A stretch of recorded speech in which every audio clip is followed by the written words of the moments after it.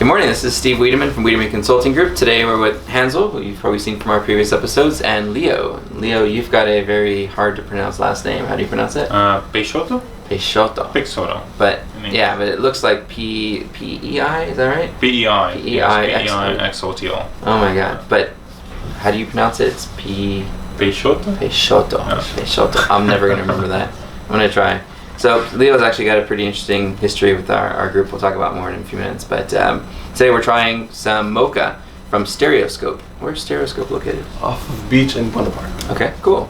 Cappuccino, Java Jive, Mocha, Latte, Java Jive. I love coffee, I love tea. Cool. So we've done their black coffee before, and today we're going to try their mocha, and maybe we'll go back again and try like an Americano or something else. But anyway, morning. Cheers. Cheers. Cheers, guys. That is good. It's good, right? That is good. And this is the place that we like their black coffee too. Correct. It's It really was just good. the one we did last week that was kind of Right, okay. right. It's really good actually. What do you think, Leo? I think it's really good. Yeah. It's Ghirardelli mixed good. chocolate. Right. It says to me it's like a mocha. It tastes like a hot chocolate on steroids. It's Great good stuff. All right, so tell us a little bit about kind of what I know we've always just kind of talked about search, but you've got an interesting background. You went from being a famous model, right? Not really World famous, but a few things here and there, but not really famous. That's cool. But, What made you transition into digital marketing? Yeah, I mean, it was interesting because I was like studying, and for the past like 8-10 years, I was kind of studying part-time. Okay. And for some reason, my thesis in college and university, I kind of decided to write about social media, and then that's how I decided to actually start diving into digital marketing. That's so cool. And it here I gets am addicting. today. Yeah, and Those guys. it gets addicting. I Yeah. know, because when I Yeah. got into web design in general, I was just like, oh, this is so much fun. And all of a sudden, the clients are calling, going, "What'd you do?" Like, I just built you a website and submitted it to a few directories. Like, well, turn it off. I can't handle all this business. And you're like, this is pretty cool, you know. And so it's fun when you get into it and you get to Totally. explore and play around with Yeah. things. And so you've been we're trying to pick a topic today. I'm just kind of thinking pick on Leo since he's the rookie on our calls, but you've been doing some visibility work for one of our clients, and in the old worlds of SEO, we would call it link building, because Google wants to see that other websites are linking to yours before it gives it the trust it needs to rank well. And in the old days of link building, we did some really crazy stuff. We would do anything and everything. If you've seen our big presentation up on the site that we have, kind of our master class, you'll see that link builders used to do anything and everything to try to get a link back to the website. And we didn't even know that links were that big of a deal until George Bush had his biography page link bombed by webmasters who linked to his profile with miserable failure. And then when people realized that miserable failure is not on the page and he ranked for it, like, whoa, wait, all we have to do to get a page to rank is to get links pointing to it? I don't even need to put titles or descriptions or any sort of SEO on the web page. It was like this huge exploit. So the world went crazy building links. And then 2012, April 23rd, 2012, because I'm that big of a geek, Google came in with this smackdown on links called Google Penguin. And Penguin said basically, if you are building links to manipulate our search results, we're going to penalize you. And so now everybody who pays attention to what Google's saying is scaling back on some of those areas. And some people who haven't been paying attention are still getting away with doing things that they shouldn't be, but long term they're going to eventually get hit and go away. What have you felt has been your secret in sort of taking neo SEO and doing visibility outreach to earn links without violating Google guidelines? What's that experience been like the last few months? It's been very interesting. Yeah? Yeah, it's because I had some experience with social media, and then it basically taught me a lot about link building efforts, actually. Okay. And it's been so interesting because earning. Yes. Yeah, link earning. And it's been amazing because outreach is part of this whole process. You need to. This is one thing that I really needed to develop, and I think I'm getting there, which is actually the outreach side of it. Right. So actually call people, email people, and then you have all those email templates that you need to work with, and then you start developing them more and more. and they're all in sequence. They're all Outreach in 1, sequence. Outreach 2, Yes. Outreach 3. Yes. I remember last week you came in and you said, you know what I realized? The best outreach is by phone.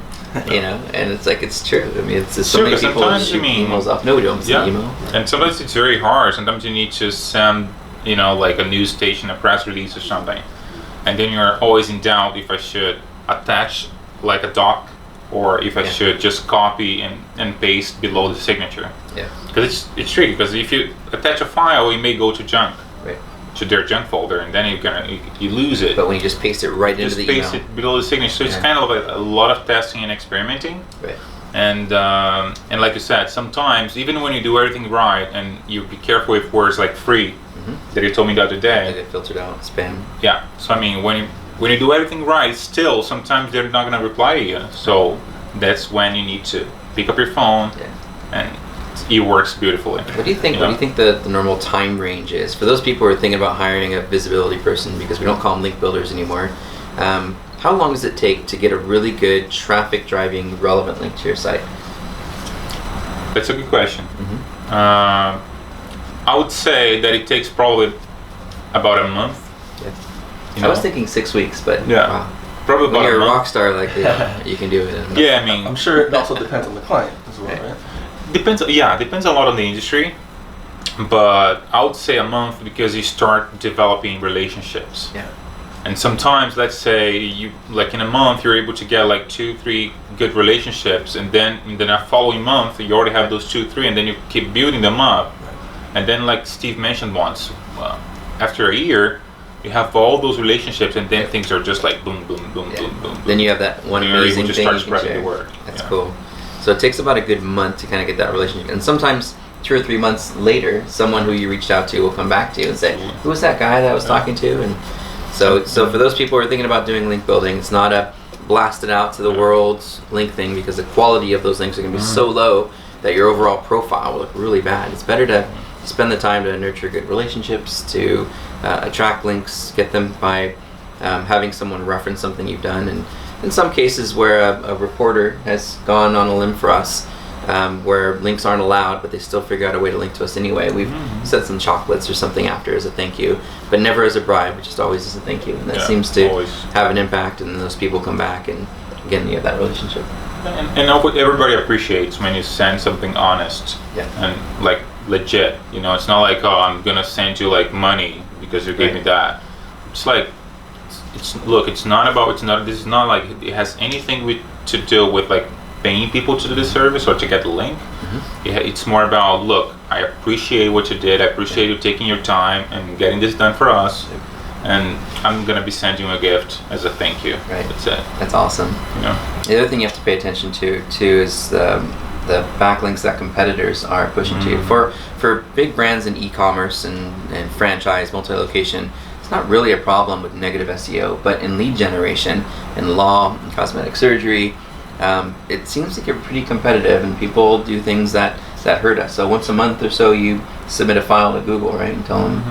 That's the famous Google Disavow. Yep. It is what it is, because like Steve mentioned, sometimes we have the negative SEO. It's so competitive that actually our competitors can buy links and place our account. $5 on Fiverr or something. And then we can just place one of our clients in those lists, and we need to clean it all up. So it's a whole process, and we try to remove it by reaching out to them first, trying to contact them, and then if it doesn't work, we're gonna have to disavow those URLs. That's how it works.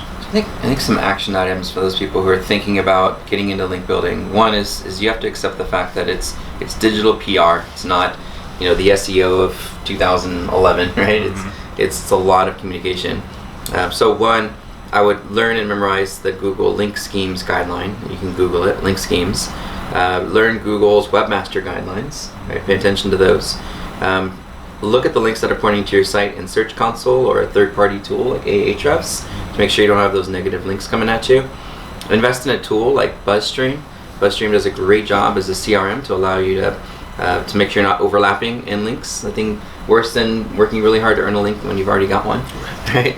And finding out you've already got one there. And probably just spending some time just learning best practices for digital PR, staying away from passe link building techniques. You can always call or email us too, and we'll give you some tips. And we do have a free guide you can download as well. The other thing I want to talk about too is questions. We're not getting a lot of questions on our videos. Yeah. I'd love to see people who are watching these either ask questions about the content we're talking about, or give us some ideas for questions that you'd like us to answer in the future. We're open book, so anything you want us to share. We work with some pretty exciting brands. We have access to over 50 million searches a month, so we have a lot of data to look at between some of those really exciting clients. We'd love to share what we know about search, or dig into something if it's a challenge that you have that the industry hasn't really talked about. We love those kind of things. Yeah. So hit us up. This is Steve and Leo and Hansel hanging out, enjoying Stereoscope Coffee from Buena Park, and we'll see you next week. Cheers. Cheers, guys.